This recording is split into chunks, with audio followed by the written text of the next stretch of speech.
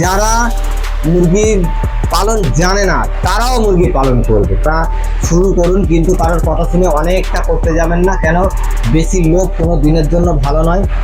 কখন রানীক্ষেত ভাইরাস আসছে বা কোনো জায়গাতে রানীক্ষেতে অ্যাটাক করেছে বা আপনাদের তখন কি করতে হবে বলি। আজকে আমি 6 বছর ফার্মিং করছি, ছোট করে করছি, করতে করতে করতে আমি অনেক ফার্মিং একসঙ্গে করেছি। আশা করি সবাই ভালো আছে। দেশি মুরগি পালন থেকে আজকে আপনাদের জন্য আবার একটা গুরুত্বপূর্ণ ভিডিও। তো আজকের ভিডিওটা করবো ইনফরমেশন ভিডিও, যে আপনারা মুরগি পালন কিভাবে করবেন বা মুরগি পালন করতে গেলে আপনাদের কি করতে হবে না করতে হবে সেই বিষয় নিয়ে কিছু কথা আলোচনা করব। তো ফ্রেন্ডস, এই চ্যানেলে যারা নতুন জুড়ছেন বা ভিডিও নতুন দেখছেন অবশ্যই চ্যানেলটাকে সাবস্ক্রাইব করবেন, কারণ চ্যানেলটা সাবস্ক্রাইব করে রাখলে এখানে দারুণ দারুণ ইনফরমেশন ভিডিও পাবেন। তো আজকের এই ভিডিওটা তাদের জন্য ভিডিও যারা কোনো ট্রেনিং করেনি, যারা মুরগি সম্বন্ধে বোঝে না, তাদের জন্যই আজকের ভিডিও।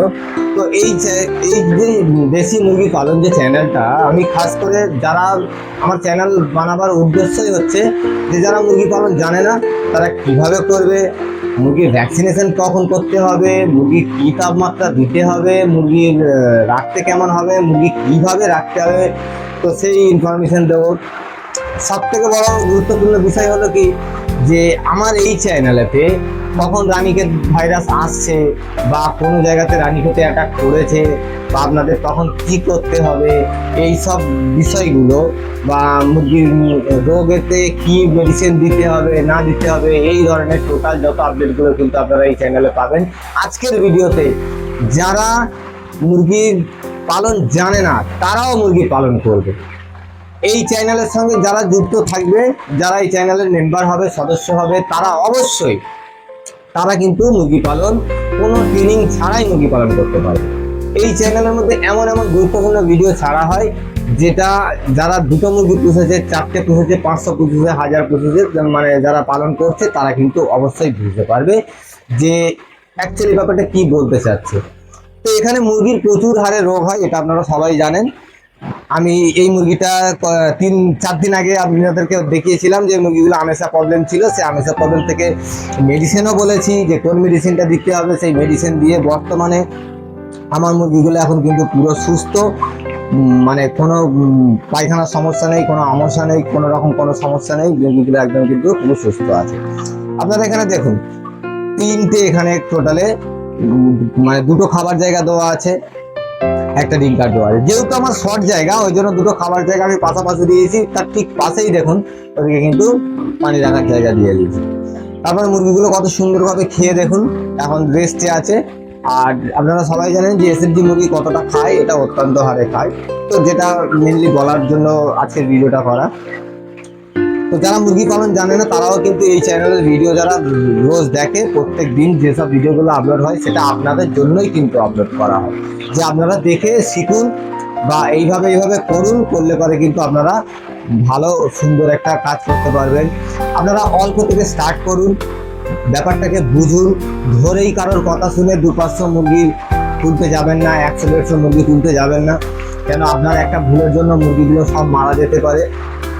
তো এর আগে একটা ভিডিও আমি দেখেছিলাম, একজন মুরগি কিনেছিল, তো সে বাচ্চা একদিনের বাচ্চা দিয়েছিল, দাম নিয়েছিল 62 মানে 62 টাকা নিয়েছিল, কিন্তু তখন বর্তমানে বাজারে রেট ছিল মুরগির দাম 27 টাকা। তো সেইখানেতে তার থেকে টাকাও বেশি নিয়েছে এবং তাকে কোনো সাপোর্ট করেনি। তো সে অনেক পেরেশানির পরে যখন তার মুরগির 26 দিন বয়স হয়ে গিয়েছিল, তারপরে অনেক কষ্টে আমার ইউটিউব থেকে ভিডিও দেখে আমাকে নাম্বার নিয়েছিল। তো নাম্বার নেওয়ার পরে আমি একদিন খাস করে গিয়েছিলাম, গিয়ে দেখছি যে মুরগিগুলোর এমন একটা অবস্থা হয়ে আছে, 26 দিনের মুরগি 150 থেকে 200 গ্রামও ওজন হয়নি, কোনোটা 100 গ্রাম হয়ে আছে, কোনোটা 150 গ্রাম হয়ে আছে, তো এইরকম হয়ে আছে। তো সেখানে গিয়ে আমি যে মুরগির প্রবলেমগুলো কোথা থেকে ধরে সলভ করবো আমি কিন্তু সেটা দিশা খুঁজে পাইনি। তারপরেও আমি কিছু মেডিসিন বলে দিয়ে এসেছিলাম, তো তারপরে ও মেডিসিন ব্যবহার করেছিল কিছু দেশি নুস্খা, যেগুলো প্রাকৃতিকভাবে আর কি মুরগিদের খাওয়ানো যায়, তাতে কোনো সমস্যা থাকে না। আর তার সঙ্গে মেডিসিনও বলে এসেছিলাম। তো আমাকে গত 2 দিন আগে ফোন দিয়েছিল, দেওয়ার পরে বলছে দাদা আমার মুরগিগুলো আগের থেকে অনেকটা ডেভেলপ হয়েছে, তো আবার আপনি একদিন আসুন। তো ফ্রেন্ডস আমি ওখানে আসবো, এসে আপনাদেরকে বোঝানোর চেষ্টা করবো যে ওই ধরনের প্রবলেমগুলো ও লোক যা ঠকেছে যাতে করে আপনারা না ঠকেন, সেই জন্য আপনাদেরকে বারবার করে মানে সতর্ক করছি যে আপনারা শুরু করুন, কিন্তু কারোর কথা শুনে অনেকটা করতে যাবেন না। কেন, বেশি লোক কোনো দিনের জন্য ভালো নয়। অল্প থেকে শুরু করুন, ছোট থেকে বড় হন, কিন্তু ধরেই কেউ বড় হতে যাবেন না, তাহলে দেখবেন আপনার এদিকটাও গেল ওদিকটাও গেল, মাঝখান থেকে টোটালি লস, মানে পুরোটাই লস হয়ে যাবে।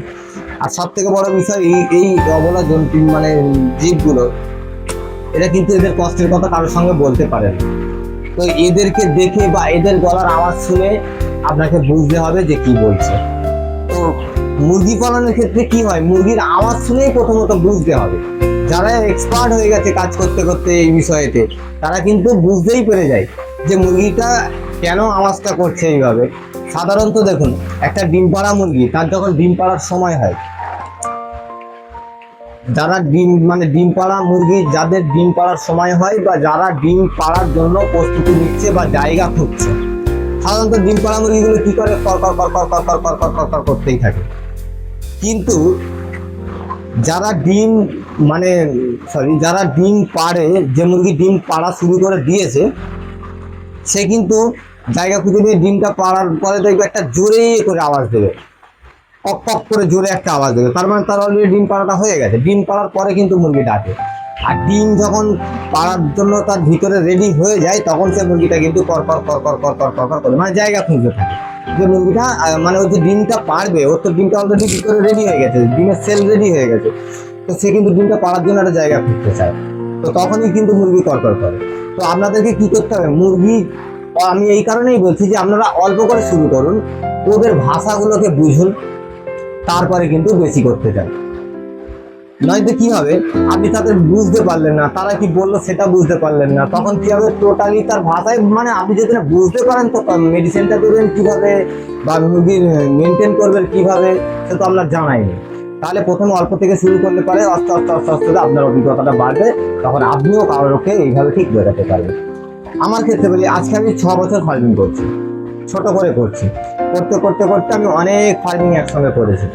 করার পরে এখন আমি সময় কম, আমি অন্য একটা কাজ করি, আমি ইলেকট্রনিক্সের কাজ করি, সেই ক্ষেত্রে আমার সময়টা কম হয়ে গেছে বলে আমি বেশি হারে ফার্মিং করতে পারি না।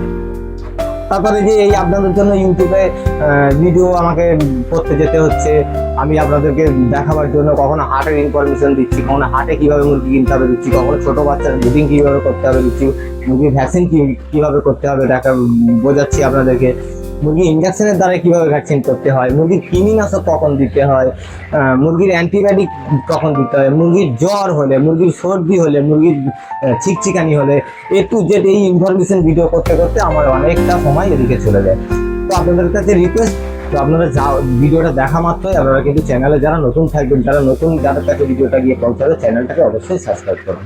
তাহলে আমারও আরও ভিডিও করতে ভালো লাগবে, যত মেম্বার বাড়বে আমিও মনে করবো যে না, তারা কিছু শিখছে আমার থেকে কিছু তারা জানছে, তাদের ইনফরমেশন আমি দিতে পারছি, তাহলে আমারও ভালো লাগবে আরও। তো আপনারা ভালো থাকবেন, সুস্থ থাকবেন। এই বর্ষার ওয়েদারে অবশ্যই মুরগিদের যদি আপনি 2 ঘন্টা সময় দিতেন, এখন 3 ঘন্টা 4 ঘন্টা দেওয়ার চেষ্টা করুন, তাতে করে কিন্তু আপনার মুরগিগুলো সুস্থ থাকবে। ভালো থাকবেন, সুস্থ।